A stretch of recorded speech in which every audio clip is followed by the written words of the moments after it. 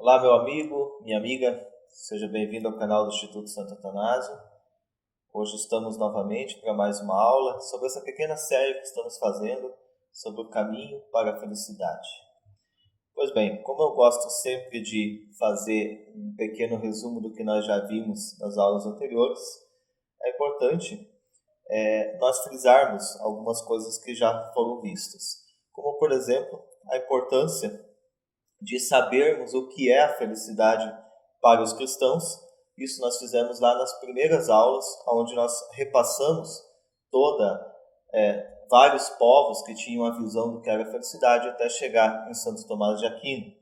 E também fizemos uma pequena reflexão e um entendimento do que é o conhecimento de si mesmo, como olhar para dentro de si, como olhar para a própria alma. E nós se sustentamos em São Bernardo de Claraval, que vai apresentar para nós 7 colunas essenciais para estruturar a alma para fazer esse caminho. Assim como uma casa precisa de uma estrutura para manter-se firme, a nossa alma também precisa dessa estrutura. E São Bernardo de Claraval vai nos dar essas 7 estruturas. E eu vou relembrar novamente para você, para que nós não esqueçamos, que nós gravemos isso em nossa mente e tomamos o cuidado de sempre relembrar delas e meditar sobre elas para que nós possamos aperfeiçoar cada uma dessas estruturas. A primeira, a boa vontade, assim como São Bernardo já nos ensina, só é possível chegar à salvação quem tem boa vontade. Se uma pessoa, por exemplo, faz algo que seja bom, mas por má vontade, ela não tem mérito algum. Logo, isso não dá nenhum direito a ela de usufruir no futuro da salvação. E também é importante uma outra estrutura nós lembrarmos, que é os benefícios de Deus. Como é importante nos lembrar das coisas que Deus fez por nós, de dar o seu Filho na cruz, de todas as benesses que temos no nosso dia a dia, desde da natureza, a criação, dos atos de misericórdia que Deus tem conosco. E a outra estrutura que não devemos esquecer é a memória. Como é importante nós purificarmos a memória, manter ela pura, eliminar aquilo que nos traz mal do passado, enfim, achar um meio de fazer com que a memória nossa apague aquelas ações, aqueles atos que são vícios e que, de certa forma, trazem algum tipo de apetite carnal ou afetivo em nós. E outro ponto importante é o entendimento reto. O que é o entendimento reto? O entendimento reto é quando nós fazemos uma análise das coisas livre das ações dos vícios. E por fim, mais 2 estruturas importantes. A devoção da alma, a alma devota, a busca da santidade, e a razão iluminada, a busca de uma razão já com o aperfeiçoamento da ação divina. Então, isso vai nos fazer com que nós criamos uma estrutura firme em nossa alma. E assim nós vamos poder atuar com muito mais fortaleza, com muito mais sobriedade perante o mundo. Então, isso vai dificultar que nós tenhamos queda contra os obstáculos do mundo. Assim como uma casa, por exemplo, se nós erguermos uma casa e deixar uma estrutura mal colocada, pode vir um vento e derrubar a casa. Então é importante que nós tenhamos essas 7 estruturas muito bem fincadas, aperfeiçoadas em nossa alma. E hoje, nós terminando, como nós olhamos para as aulas anteriores, nós terminamos a análise mais interior nossa. Agora nós nos conhecemos, nós sabemos a forma como agir, como analisar o nosso interior, como ordenar o nosso interior, e a partir disso, nós precisamos também saber como atuar no nosso exterior.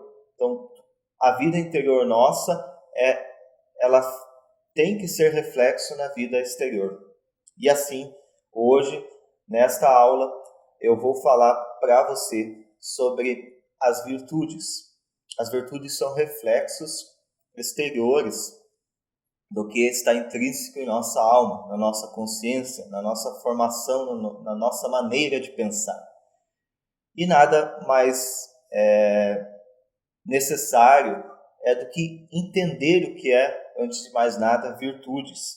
Então, as virtudes elas estão voltadas ao nosso comportamento enquanto pessoas, nossas ações, as nossas atitudes. Então, as virtudes nada mais, nada menos que são a maneira como nós agimos, a forma como nós agimos, os nossos hábitos do dia a dia. Isso são as virtudes. E as virtudes elas estão divididas em duas formas. Nós temos as virtudes que são propriamente ditas naturais, que são as virtudes que o homem alcança por si só, com seus esforços, e nós temos as virtudes que são teologais, divinas, que só são alcançadas pela graça, pela ação divina. Então, hoje, nessa primeira aula, eu acho mais importante nós começarmos a falar sobre as virtudes naturais, também conhecidas como virtudes cardeais. Cardeal vem do latim cardo, que significa eixo, ou que gira em torno do eixo, né? Então, é como se nós pegasse algo que girasse em torno de uma coisa, no caso aqui um eixo, né? Então, isso é o cardeal. Então, é as virtudes que giram em torno de um eixo. Então, as virtudes não é algo que é estudado há pouco tempo, não é algo que vem do cristianismo, mas já havia estudos sobre isso na antiguidade. Também já havia essa divisão de 4 virtudes cardeais, que seria a prudência, a justiça, a temperança e a fortaleza. Então são 4 virtudes que fazem parte dessas virtudes que nós chamamos de naturais, que o homem pode alcançar por si só, com seus esforços. É lógico que quando eu falo por si só, com seus esforços, eu não estou isentando aqui as ações divinas, até porque o homem que já está em um estado de graça, ele tem uma certa aceleração, uma certa elevação para alcançar essas virtudes naturais. E agora vem aquela primeira pergunta: como que nós chegamos a ter virtudes? Como que é o processo para que um homem se torne virtuoso, uma alma tenha todas as virtudes necessárias para um bom ordenamento? Então são perguntas que às vezes nos remetem a ficar refletindo, né? Porque se fala muito em virtude, mas esquece às vezes de pontos cruciais. A virtude, antes de mais nada, como devo salientar aqui, nós precisamos, antes de mais nada, essa interiorização, esse conhecimento da nossa consciência, da nossa alma. Então é por isso que é fundamental que você que ainda não assistiu às outras aulas, volte a assistir elas para entender essas 7 colunas que São Bernardo Claraval tanto fala. Por que elas são tão importantes assim nesse processo? Porque nós primeiro, antes de mais nada, nós temos que se autoconhecer, conhecer aquelas dificuldades, aqueles problemas que nós temos, para daí depois começar a aplicar isso na vida exterior. E aí, então, nós vamos entender que uma virtude precisa de uma certa educação e tem que acontecer por um ato deliberado nosso, pela nossa própria vontade. E também devo frisar aqui que é uma atitude de muita perseverança, de muitos atos repetitivos, porque a virtude não é alcançada do dia para a noite. Eu entendi o meu problema hoje, eu sei qual é o meu problema, amanhã eu já estou virtuoso. Não é muito bem assim que funciona. É uma luta diária, são momentos difíceis, muitas vezes até de queda, mas a luta ela tem que continuar até que aquilo se torne um hábito. Então, o esforço repetitivo, a perseverança, ela vai nos fazer com que nós alcancemos mais rapidamente a virtude. Então, esse é o processo para que nós possamos chegar a ter uma virtude bem ordenada. E dentro desse processo das 4 virtudes que eu já citei, nós não podemos deixar aqui de citar também São Tomás de Aquino. São Tomás de Aquino, que é o grande doutor da Igreja, aquele que pelo Concílio pelo Concílio de Trento, foi declarado como o grande doutor da Igreja, que toda a base da estrutura da Igreja está sobre o que Santo Tomás de Aquino ensina. Ele vai falar que a principal virtude, a mãe das virtudes, é a prudência. Por que a prudência? Porque a prudência ela se preocupa com o reto agir, com o bom senso e com o equilíbrio. Então, é ela que vai dar todo o senso de equilíbrio, toda a forma de agir. E assim, nós vamos ter uma coisa interessantíssima, que nós não conseguimos alcançar as outras virtudes sem nós termos pelo menos um pouco da virtude da prudência ordenada. E a prudência ela tem um ponto primordial na nossa formação das virtudes, porque é ela que vai dar todo o embasamento para que nós possamos discernir as coisas perante as situações e circunstâncias da vida. Então, é ela que vai fazer com que nós encontramos o meio mais adequado para agir. Então, no meio disso, nós vamos ver muito situações que vão nos colocar para a tomada de decisão entre o bem e o mal, entre o certo e o errado, e é a virtude que vai nos encaminhar aqui para escolher o certo e escolher o bem. Então, ela tem um papel primordial. E isso nós podemos ver também no nosso dia a dia, nas coisas simples do dia a dia. Por exemplo,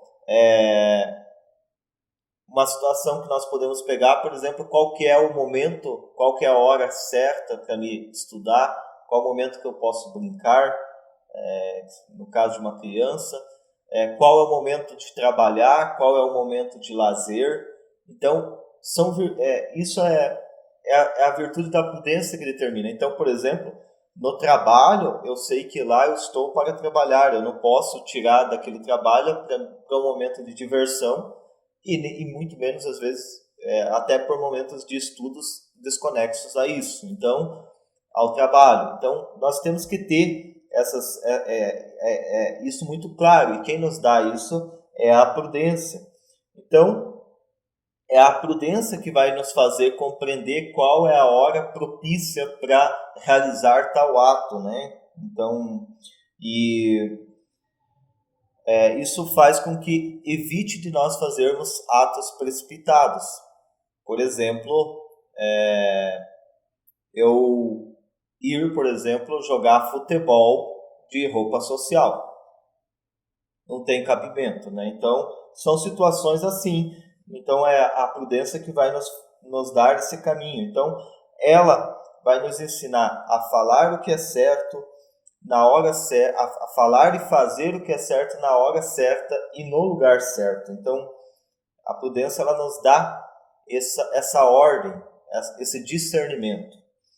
E dentro da prudência, a gente também não pode esquecer que a gente pode errar se nós não tivermos bem definido o que é a prudência, né? Então, nós podemos errar pela falta da prudência, né? Então, quando agimos sem discernir de forma correta, de forma equilibrada, e também nós podemos pecar e errar pelo excesso da prudência. E esse talvez seja o mal que mais acontece no mundo moderno.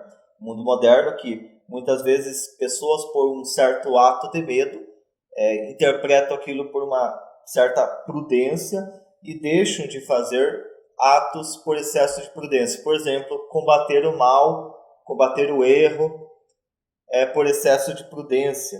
Ou outras situações quando envolve a questão material, pessoas que ficam muito preocupadas com excesso de prudência e começam a ter excessos de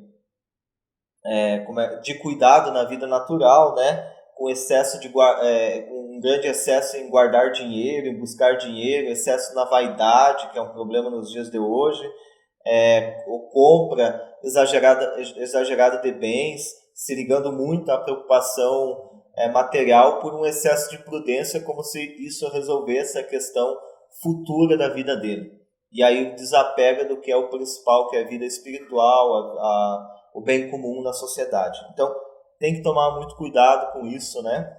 É por isso que é muito importante a gente, enquanto cristãos, ou você que está assistindo este vídeo, mas que ainda não é cristão, mas que entenda como que o cristão enxerga a prudência, né? Então, é por isso que a prudência, para os cristãos, ela é importantíssima que seja iluminada pela fé.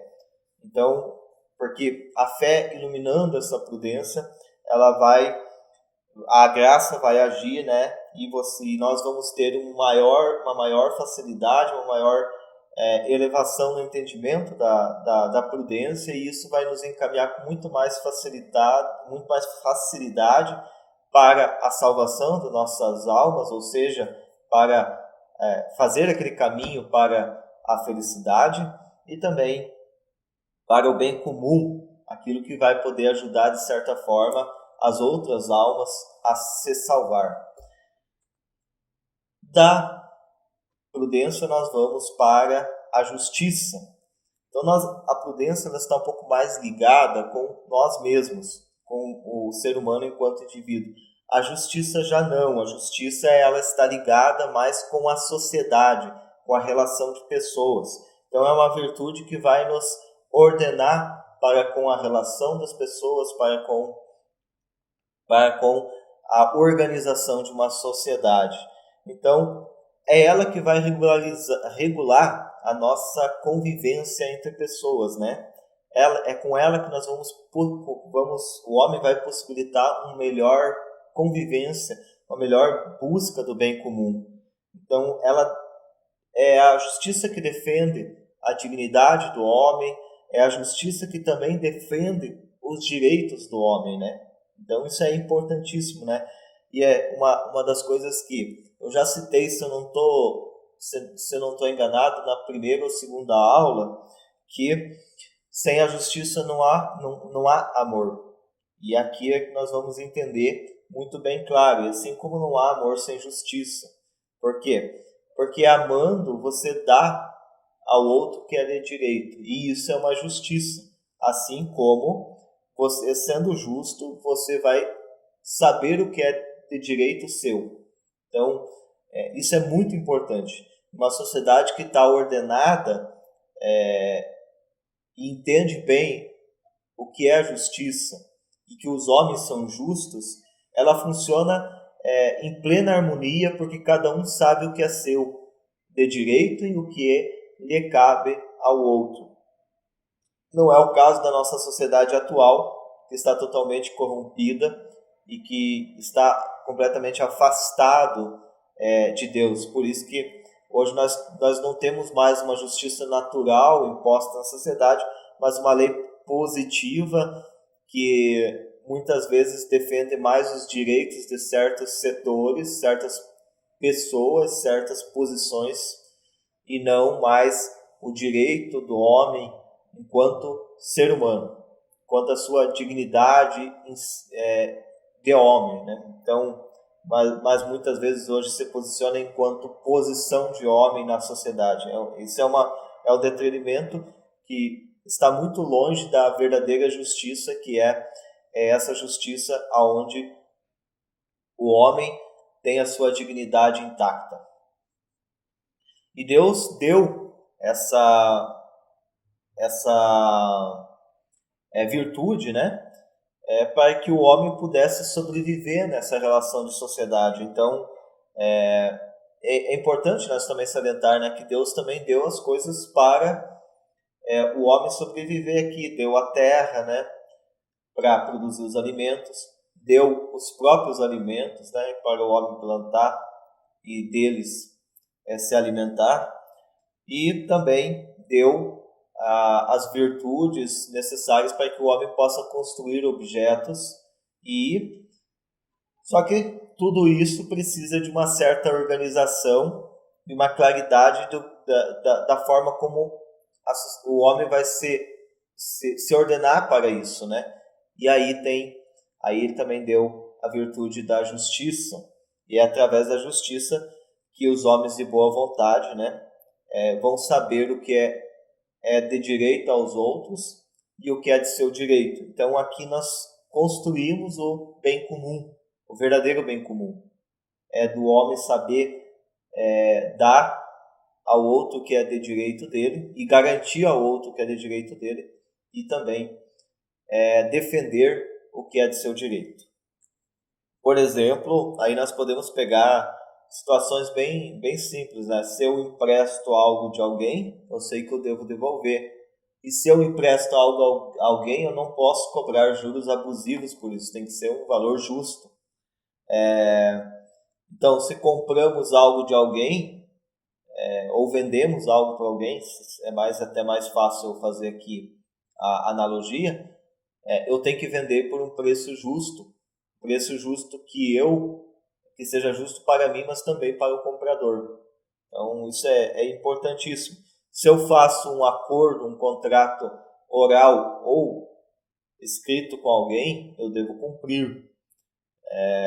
E aí nós entramos num ponto que é essencial da virtude da justiça, que hoje nós vemos que o homem passou a ser completamente injusto. É um contrato que é vitalício, o contrato do matrimônio, que une o homem e a mulher até a morte. Então é um contrato que deve ser cumprido até a morte. É assim que foi estabelecido. Então um homem que abandona a mulher ou a mulher que abandona o homem, eles são pessoas injustas. Injustas porque elas deixaram de cumprir uma justiça clara. Então, e dentro dessa questão da justiça também, nós estamos falando, eu acabei de falar da relação de duas pessoas, o homem e a mulher, mas existe a relação entre a sociedade também. E é a justiça que vai determinar como essa sociedade vai se organizar. Então, por exemplo, vai se criar as hierarquias para alguém governar essa sociedade temporal, e ao homem, pela justiça, deve obedecer à autoridade de quem a tem, se essa autoridade ela é praticada com o objetivo de garantir segurança, garantir auxílio aos bons e castigar os maus. Então, isso é importantíssimo, né? Então, você só deve obedecer uma autoridade também, porque é justo enquanto ela pratica o seu fim. Se ela deixar de praticar o seu fim, é justo também você não a obedecê-la. Então, isso está dentro da questão da justiça natural. Uma outra coisa também que é importante para nós cristãos, né, que seguimos os mandamentos, né, os mandamentos do 7º até o 8º, né, eles são mandamentos que remetem à virtude da justiça. E veja que uma das coisas que é importantíssimo a gente lembrar que uma das coisas que acontecem com a injustiça é que, mesmo que nós se arrependamos dela, nós precisamos, a posteriori também, ressarcir. Então, vamos pegar um exemplo de um dos mandamentos. Se eu roubei algo de alguém, mesmo que eu me arrependa, eu tenho que, de certa forma, ressarcir a pessoa. Ou se eu caluniei ou difamei alguém, mesmo que eu me arrependa disso, me confesse perante um sacerdote, me comprometa de não fazer mais isso. Uma das coisas que nós, enquanto cristãos, devemos fazer é retomar a boa fama da pessoa que foi difamada. Então, isso é o nosso dever, então, enquanto cristão. Então, a justiça, quando não feita da forma correta, ela, para conseguir com que ela seja corrigida, é preciso um ressarcimento. Isso é importante porque muitas vezes o cristão ele acaba se despercebendo disso e muitas vezes acaba errando, se arrepende, mas aí acaba não fazendo o outro lado da justiça, que é o ressarcimento daquilo que ele tirou. Bem, da questão da justiça seria isso. Aí nós iremos passar para a virtude da força, ou também virtude da fortaleza. A virtude da fortaleza, ela talvez é uma das virtudes que hoje passa muito mais despercebidos e muitas vezes também mal entendidas. Então, o que é a fortaleza em si? Então, isso para o cristão fica muito claro, né? Ser forte é ser forte na ânsia de fazer o bem, é ser forte na ânsia de viver a fé com todos os seus princípios, com todos os seus dogmas. Ser forte é amar com toda a força possível. Então, vejam que são 3 pilares importantíssimos: buscar o bem, viver a fé e amar. Então, aí a fortaleza, ela unindo esses 3 pilares, ela nada mais, nada menos é do que uma perseverança na busca das coisas árduas e difíceis, de resistir quando precisa, de não viver na mediocridade, porque se nós pegarmos a sociedade atual, ela busca viver na mediocridade. Ela não quer, não busca nem ter uma vida mais afinca, mais combatente. Ela quer viver naquele pacifismo, naquele acomodadismo, e isso não é uma virtude de fortaleza. Então, isso precisa ficar muito claro. Uma pessoa que é forte, que tem a virtude da fortaleza, ela evita de qualquer jeito a vida rotineira. Ela evita se omitir. Então, ela é uma pessoa de tomada de decisões, é uma pessoa que busca fazer algo. E aí é importante a gente entender uma coisa aqui, que tomar decisão não é por tomar decisão. Aí a gente precisa daquela primeira virtude, a prudência. Saber como tomar decisão. Saber o momento certo de tomar decisão e qual direção seguir. Então a fortaleza não é chegar e tomar decisão por tomar. Mas ela precisa lá da primeira fortaleza, a mãe de todas, da primeira virtude, a mãe de todas as virtudes, da prudência. Então, o homem que tem uma fortaleza intacta, normalmente ela abraça os caminhos com muito mais segurança, muito mais afinco. Então, ela gosta dos desafios. Ela tende a procurar desafios. Então, é uma virtude dos grandes projetos, é a virtude dos santos, dos mártires, né, que vão até o final, seguindo os seus princípios, a sua fé. Então, normalmente, essa é uma virtude que os santos e os mártires tinham com muita elevação. Eram muito aperfeiçoados nela.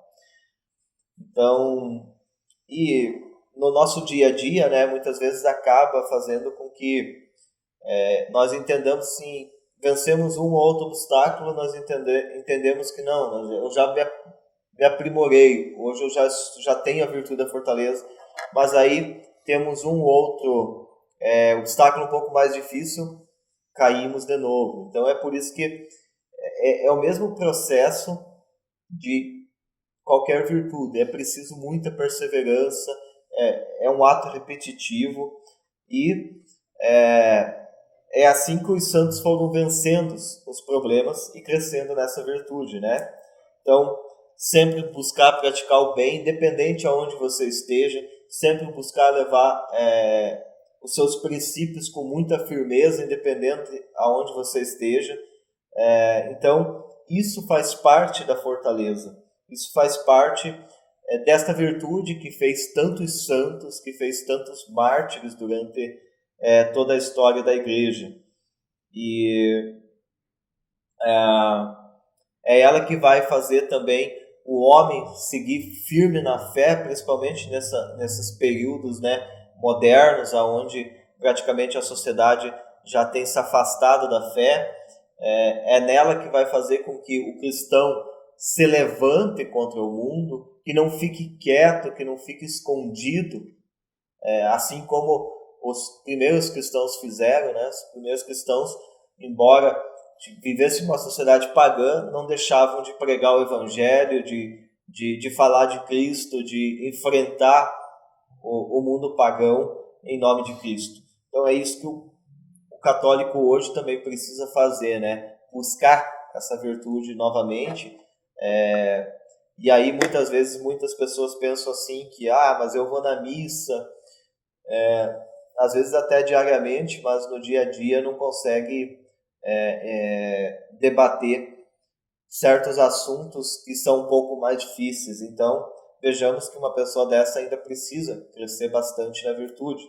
É por isso que a gente, quanto católico, a gente nunca pode pensar que nós já chegamos a alcançar algo máximo da nossa virtude. Muito pelo contrário, nós somos miseráveis e se nós alcançamos alguma coisa é o mínimo para que nós possamos ter um mínimo de ordenamento e que se alcançamos algo a mais é pela graça divina. Então, é importante que nós tenhamos sempre isso internamente dentro de nós, da necessidade de sempre estar se aprimorando, aperfeiçoando, buscando cada vez mais esse crescimento da nossa virtude. Uma coisa importante que também não dá para me deixar de frisar é que a pessoa que tem uma virtude da fortaleza já bem intrínseca dentro de si, ele tende a ser um homem da ação. Então ele já tem um espírito de iniciativa, e se torna muito alegre quando consegue as suas realizações, consegue fazer as suas obrigações bem feitas. É um homem sempre perseverante, combatente, não desiste fácil e principalmente busca uma luta intensa contra as suas paixões, principalmente a paixão do orgulho, da raiva, do egoísmo e da sensualidade. Então vejo que a pessoa que tem uma busca da fortaleza, ela tem essas lutas fortes dentro dela.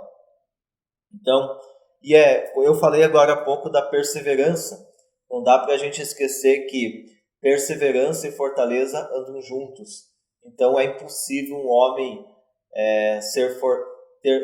ter a virtude da fortaleza sem ser perseverante. São duas virtudes aí que caminham muito juntas. Então, outra coisa que é interessante nós notarmos sempre em pessoas que já têm uma virtude da fortaleza é que elas tendem a buscar muito mais ações variadas. Eles não ficam presas a uma só. Então eles tendem a buscar estudar, trabalhar, cuidar de família, rezar, buscar devoções, cuidar de apostolado, ajudar o próximo no que tiver ao seu alcance. Enfim, são pessoas de multitarefas, porque elas já têm o bem muito intrínseco nelas, elas têm um certo amor pelas pessoas, então elas tendem a buscar com muito mais afinco, mais ações, mais atividades, mais coisas que elas entendem ser necessárias para que pessoas possam alcançar mais fácil o bem comum, pessoas possam alcançar com mais facilidade a salvação de suas almas. Então, é por isso que essas pessoas tendem a ter mais iniciativas. As pessoas com a fortaleza, elas têm muito mais esse entendimento, e até mesmo no mundo pagão, quando a pessoa alcança essa certa virtude, ela consegue fazer muito mais bem pelas pessoas do que, claro, com um objetivo diferente, né, do cristão, mas ela consegue fazer muito bem isso. Então, ao cristão ainda isso deve ser muito mais forte, afinco, porque está direcionado à salvação da alma. Então, a gente sempre, enquanto cristão, devemos levar isso com muita reflexão da necessidade de crescer dentro desta virtude. E como que nós sabemos que uma pessoa não tem virtude? A virtude da fortaleza. Como que nós sabemos? Então, talvez seja uma das virtudes mais fáceis de nós compreendermos, porque normalmente pessoas que não têm a virtude da fortaleza são pessoas cheias de dúvidas, são inseguras, tendem a ser covardes no momento de um conflito, de uma tomada de decisão. Elas tendem a fugir desse tipo de ação, não gostam de obrigações, têm medo de assumir obrigações e também tem um certo respeito humano pelas pessoas. Então, muitas vezes ela abaixa a cabeça para um erro, para uma situação que ela sabe que é errada, mas ela não age ali porque ela não tem a virtude da fortaleza. É a pessoa que normalmente tem medo de ser zombada, e ela não tem temeridade. E assim, quando eu falo não tem temeridade, vamos pegar um exemplo do mundo aí. Vocês já se depararam com jovens que pegam um carro aí, saem andando em alta velocidade, colocando em risco a sua vida? Então, muitas vezes o mundo pagão, o mundo da sociedade atual entende isso como um cara que não tem temor, entendeu? Não tem temor pela vida e toma ele como um cara forte. É muito pelo contrário, isso não se trata de fortaleza. Porque a fortaleza, ela tem muita temeridade. O homem, quando ele alcança a virtude da fortaleza, ele age, ele combate, ele milita, ele pratica ações justamente por uma temeridade. A temeridade de não salvar a sua alma, a temeridade de uma outra pessoa perder a sua alma, a temeridade de as pessoas não viverem num bem comum. Então, é isso que vai inflar o homem que tem essa virtude já intrínseca dentro de si. Então, não confundam temeridade com não temeridade. Então, o homem que tem uma virtude da fortaleza muito bem intrínseca, muito bem elevada e aperfeiçoada dentro de si, ele sim tem muito temor. Tem muito temor, só que o temor dele está ordenado, e normalmente dentro da vida cristã, está ordenada para a salvação das almas, para o bem comum, para aquilo que de alguma forma remeta a levar as pessoas para a salvação das suas almas.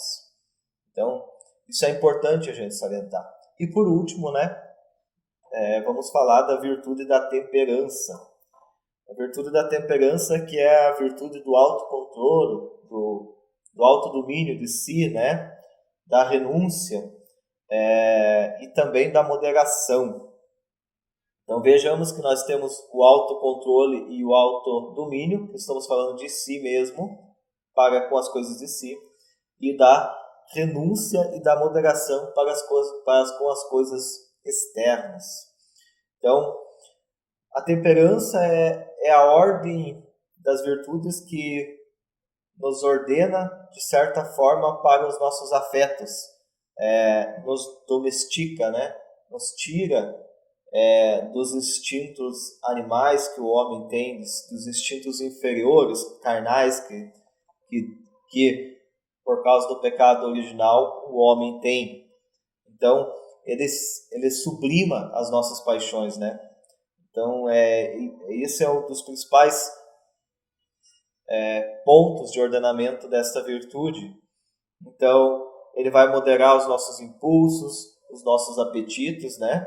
Então, é por isso que um homem de boa temperança, ele tende a viver muito bem a castidade, viver muito bem sóbrio a sua vida, e normalmente ele é desapegado das coisas materiais, não tem apego pelas coisas, porque ele já tem essa virtude muito bem ordenada na sua vida. E normalmente pessoas que têm temperança, elas também tendem a ser pessoas que se desligam facilmente ou não têm nenhum tipo de vício, né? Porque eles conseguem ordenar muito bem o seu comportamento, os seus deveres, as suas obrigações. Então eles tendem também a ter uma facilidade muito maior para renúncia, né? Aliás, abrindo um parênteses aqui, a renúncia é algo muito importante para que a pessoa alcance a maturidade. Então, uma pessoa que não consegue renunciar de determinadas coisas é porque ele ainda não alcançou a maturidade. É algo que nós temos que se avaliar entre nós mesmos, se nós temos essa capacidade de renunciar a algo com facilidade ou não. Isso aí vai determinar qual que é o tamanho da nossa maturidade. E podemos chamar também essa virtude como freio da nossa alma, né? Porque, na verdade, ela modera o uso das coisas temporais do homem, né? Como, por exemplo, comer, beber, a questão do sono, né? Dormir uma quantidade moderada, ter diversão de forma moderada, o sexo, né? Quando dentro do casamento, de forma moderada, a questão do bem-estar, do conforto também, buscar uma certa moderação. Então, tudo isso faz com que o homem alcance essa virtude da temperança com mais facilidade. E, assim como, por exemplo, a questão da prudência, ela também nos dá algumas questões de saber qual que é o momento certo, a hora certa, o lugar certo para fazer determinadas coisas e a quantidade certa, né? A virtude da temperança, ela também nos ajuda a fazer isso, né? Então, ela vai nos dar o discernimento de que determinadas coisas só podem ser feitas em determinado local, em determinado momento. Como, por exemplo, agora há pouco já citei a situação do sexo, né? Então, isso é fundamental entender, por exemplo, que o sexo é algo bom, mas enquanto se fazer dentro do casamento e não fora dele, né? Então, isso a virtude da temperança vai ajudar muito, né? E também em quantidade, né? Sem exagero, nem muito pouco e tal. Então, isso a temperança vai nos dar e vai ajudar a discernir. E também, essa virtude ela é importante porque ela ajuda a vencer os pensamentos e os desejos, né? Então, por exemplo, essa questão do adultério, que muitas vezes acontece, como já citei na outra situação, a temperança ela vai fazer com que a pessoa se modere naquilo que cabe a ela quanto apetite sexual e tudo, e vai evitar com que aconteça as quedas, por exemplo, a questão do adultério, né? Ou se não, ou da bebida, beber demais, né? Ou buscar um excesso de conforto. Então, tudo isso vai fazer parte da virtude da temperança. Então, com isso, nós terminamos as quatro virtudes cardeais. Virtudes estas que são naturais, que o homem pode encontrar com o seu próprio esforço. Mas, como eu bem lembro, como eu já falei lá no começo da aula, é importante ao cristão, ao católico, viver sempre em estado de graça, buscar a confissão, reconciliado com Deus, porque aí nós temos também a graça da ação divina, que vai acelerar o processo de crescimento das virtudes e também a elevação delas. Então isso é importantíssimo para nós, católicos, cristãos, que alcancemos a crescer com os nossos esforços das virtudes, mas também cuidando da nossa alma. E na próxima aula a gente vai falar sobre as virtudes teologais, as virtudes que o homem alcança, mas com a ação divina, com a ação de Deus. Hoje seria isso. Se você gostou dessa aula, já faça o convite, curta, compartilhe, mande para os amigos. Se você está chegando pela primeira vez no nosso canal, ative o sininho, inscreva-se nele para receber os próximos vídeos. Temos uma série de materiais muito bons em nosso canal, de diversos temas, filosofia, história. Então, aproveite essa graça que Deus tem dado hoje de disponibilizar materiais gratuitos para você se aperfeiçoar na fé, para você conhecer um pouco mais da filosofia, da história. Fique à vontade. Se quiser deixar alguma mensagem no nosso canal, fique à vontade nessa aula. Talvez eu, na próxima aula, aí, possa te responder. Um grande abraço, salve Maria e viva Cristo Rei.